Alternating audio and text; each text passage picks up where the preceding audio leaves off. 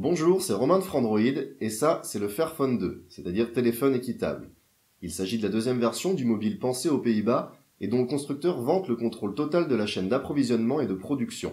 Un mobile qui se veut également modulaire et évolutif, mais est-ce suffisant pour séduire le grand public et est-ce qu'une noble cause justifie certains manquements? C'est ce que l'on va décortiquer ensemble maintenant.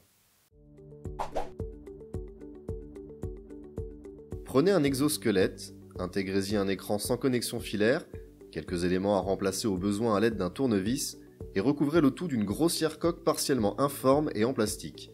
Voilà la recette design du Fairphone, qui sacrifie donc l'esthétique au service de la modularité. Un terminal effectivement facile à démonter, mais qui ne satisfait pas en matière de prise en main, la faute à un format imposant et à une coque glissante.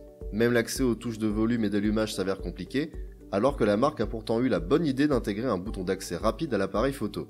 Et il n'y a pas non plus de quoi s'enthousiasmer sur les compétences générales du mobile.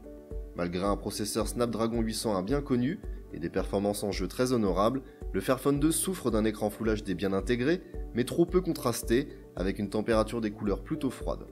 Il souffre également de capteurs photo peu enthousiasmants, et on doit se contenter de l'application photo de Google installée nativement.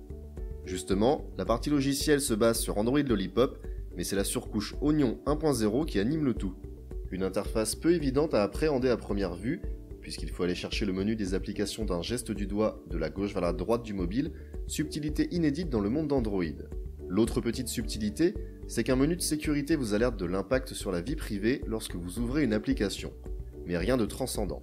Le réel problème du Fairphone 2, c'est son autonomie, et quand on passe après le Samsung Galaxy A5, le constat fait très mal.